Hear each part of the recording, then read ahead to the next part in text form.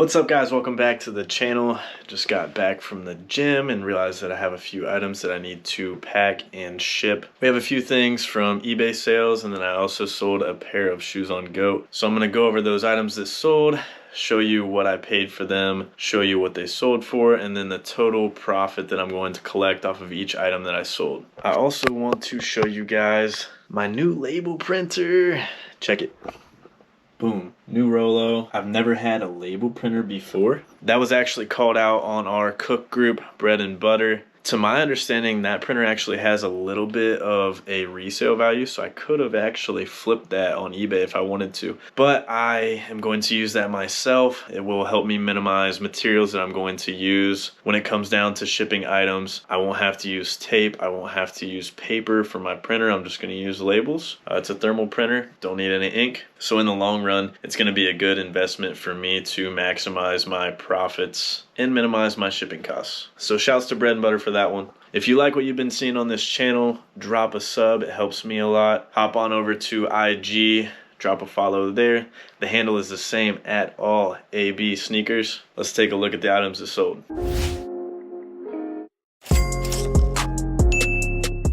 First up, we have these Montana State Bobcats hats. Mossy Oak collab. See the tag right here. Boom. Bought at TJ Maxx, $2 a piece. Sold one of these in the last video. Sold these in a lot of 2 to the same person, so that helped me save on shipping.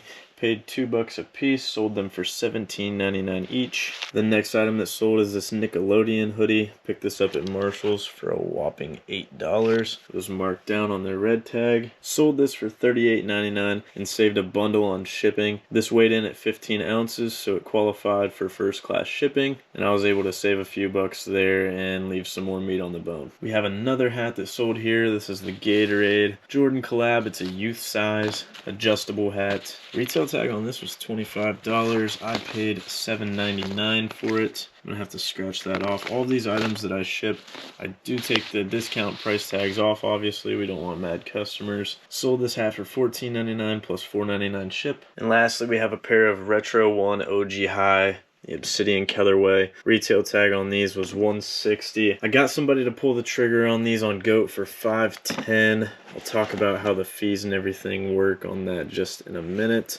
I brought these to a couple sneaker conventions, didn't have luck moving them. They've matured really well. The price point is high. I figured it's finally time to move them. So I threw them up on GOAT and they sold within just a couple hours. The retail arbitrage stuff is fun for me. It's like a scavenger hunt whenever you're walking through the store looking for profit. And these items go to show that there is profit to be found. The hoodie, the Nickelodeon hoodie, after shipping and fees, I'm going to clear $21.82 profit. That's actually a really good item considering I only have $8 in it. The Montana State hats, you saw those before. Those actually went to North Dakota this time, so still went out west. I cleared $10.62 profit on each of those. Only paid $2 a piece. Really pleased with the profit on those, especially since I was able to ship 2 of them together. So I paid $3.57 to ship those, but I only had to pay that once because I was able to ship those together. We can add that $3.57 back into our profit. We profited $10.62 twice. Add back the $3.57. Then we had the Gatorade hat. The Gatorade hat, I actually cleared a section in one of those stores. I can't remember what it was. It was either a TJ Maxx or a Marshall's, something of that sort. I probably bought like 10 or 12 of those at $7.99 a piece. It was a little bit higher than what I normally pay for hats, but I knew the product. Jordan brand obviously is my niche. So I cleared the rack. Only made about $7.37 profit after shipping and fees, but it's well worth it whenever you clear a rack on something like that. I'm going to control a good section of the market on that listing on eBay. And if I can sell 10 to 12 of those at that price point, the profit will be worth it. Just out of those retail arbitrage items, I totaled $54 even in profit. It was a good little overnight sale for me. Here's what's really cool to me about reselling items on eBay. I paid less than $20 for those items that you saw that sold. We're going to talk about the shoes separately. Consumers on eBay were willing to pay me $95 for those items, and I was able to collect $54 in profit. It's just crazy to me that a retailer can make money on those items and I can make a considerable margin on those items as well. The numbers, the whole business model, it all fascinates me, and that's why I want to share this with you guys as well. Let's talk about the shoes. I got the Obsidians in a bulk deal. I can't put an exact number on them, but I do remember the bulk deal that I got them from. I averaged about $300 per pair in that deal. Someone pulled the trigger on these for $510 on GOAT. If we factor in the fees and everything, they probably paid well over $510, probably closer to $550 for this pair of shoes.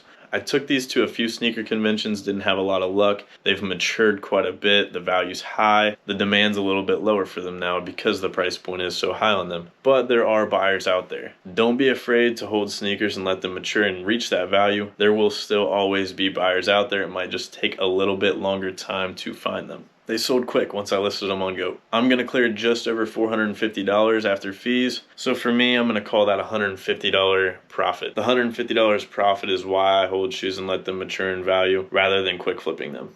I do have a couple of these pairs that I copped for retail, and my margins on those are going to be even better.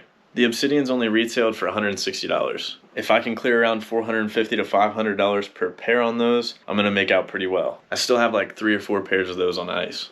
I'll probably throw 1 or 2 of them up on eBay. We are going to start seeing seller fees on shoes on eBay now. They just announced that. We all knew it was coming. It is what it is. I'm just waiting for that app to come in and undercut StockX and GOAT.